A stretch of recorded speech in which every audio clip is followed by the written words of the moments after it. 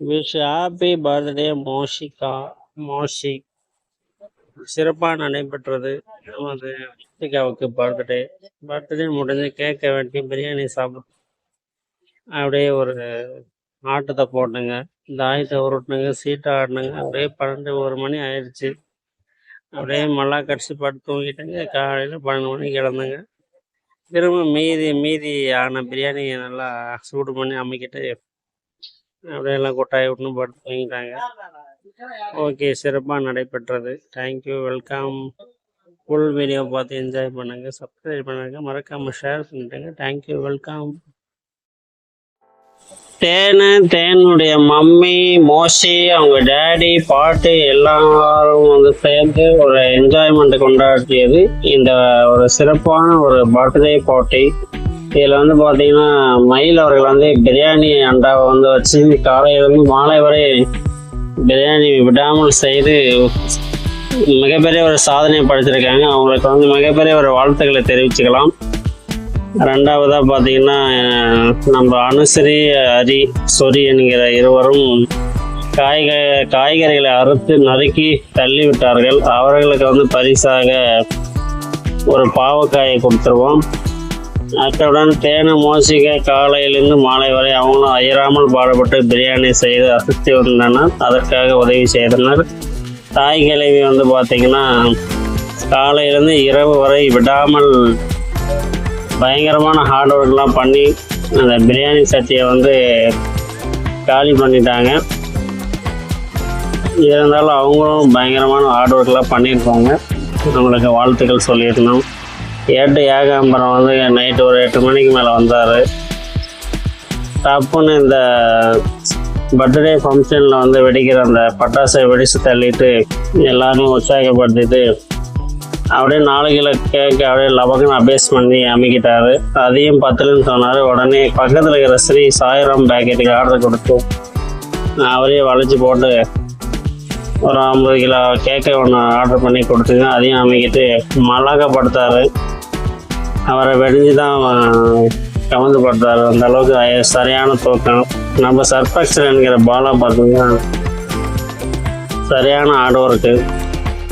எப்போ எவ்வளோ குவான்டிட்டியில் எவ்வளோ செய்யணும் அப்படின்னு சொல்லி சிறப்பாக வந்து இந்த பிரியாணி எல்லாம் செஞ்சு அதுக்கான எக்யூப்மெண்ட்ஸ் எல்லாம் வாங்கி கொடுத்து அசத்தி உள்ளார். அவருக்கு மிகப்பெரிய ஒரு சரக்கு ஒன்று வாங்கி கொடுத்துட்டு அவரை வந்து உற்சாகப்படுத்திடலாம்.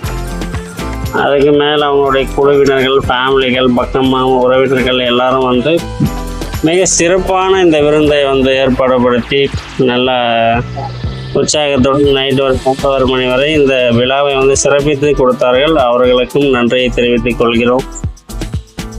அப்புறமா பார்த்தீங்கன்னா பிரியாணி நல்லா டேஸ்ட் ஆகிறதுனால அவங்க கிட்டத்தட்ட 4 தட்டு 5 தட்டு அடித்தாங்க.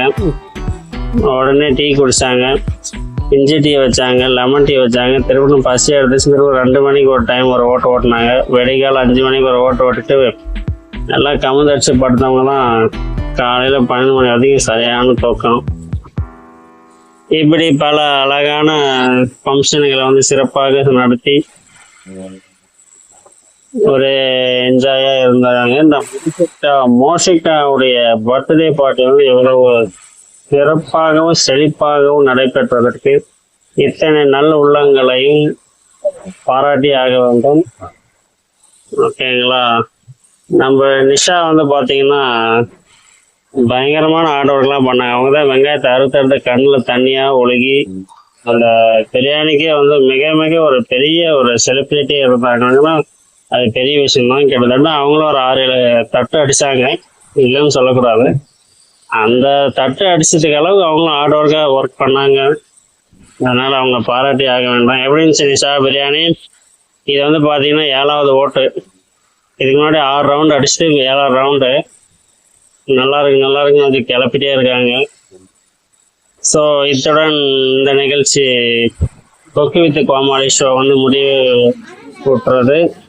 அடுத்த ப்ரோக்ராமில் நம்ம எல்லாரும் சந்திக்கும் வரை உங்களிடமிருந்து விடை பெறலாமா பெறக்கூடாதா என்று உங்களிடம் கேட்டுக்கொள்கிறேன். இல்லை இன்னும் கொஞ்சம் நேரம் அறுப்பு போடுங்க அப்படின்னாலும் நான் போடுறேன், ஒன்றும் பிரச்சனை இல்லை. ஸோ அறுப்பு போகிறதுக்கு முன்னாடி ஒரு தட்டு சாப்பாடு போட்டிங்கன்னா சாப்பிட்டு அறுக்கலாம் அப்படின்றாங்க நம்ம நிஷா. போட்டுருவோம். பக்கத்தில் தான் இருக்குது பிரியாணி அண்டா, வேணா எடுத்து கமுத்துக்க நிஷா. நம்ம ஹரீஸ்வரி அணுக்கின்னு எல்லாருமே பார்த்தீங்கன்னா வச்சு வெள்ளாசிட்டாங்க.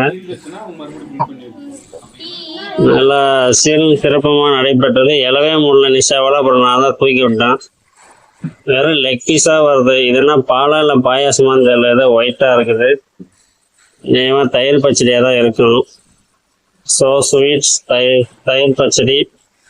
வேறு வலிச்சு அடிக்கிறாரு யாரோ ஒருத்தர், யாருன்னு தெரில. அது கிளப்புன்னு கிளம்புறாங்க. நம்ம சர்பாக்ஸ் எல்லாம் கிட்டத்தட்ட ஒரு 12 ரவுண்டு பக்கம் அடிச்சு நவுத்தி போட்டாங்க. நவுத்திட்டாங்க. தேனை வந்து ஏதோ கேட்க வெட்டன்ற கேப்ல கண்ணை மூடிக்குன்னு ஏதோ விளையாடுறாங்க. ஹரி என்ன பண்றான்னு தெரியல. கண்ணை மூடின்னு கேட்க வெட்டலாம் அப்படின்னு உலக சாதனை படைக்கிறதுக்காக ஏதோ ட்ரை பண்றான். ஸோ அந்த சொரிக்கு என்கிற ஹரிக்கும் ஒரு வாழ்த்துக்களை தெரிவிச்சிருவோமா. அடுத்ததாக நம்ம அடுத்ததான் என்ட்ரி ஆகுறாங்க தெரியல. நம்ம மோசி பேன் அழுகுறாங்க. கண்ணை தொடச்சிக்க மோசி. உனக்கு வாங்கி தரேன் காசி. மோசி நீ போறியா காசி அப்படின்னு டிஆர் டைலாக் பஞ்செல்லாம் அடிச்சுட்டு எதுக்கு கண்ணை மூடினுங்கிற. அவருக்கு வந்து இருட்டுன்னு ஆகாதான், அதனால வெளிச்சத்தில் வந்து கண்ணை முடிக்கலாம். ஸோ இப்படி வந்து பார்த்தீங்கன்னா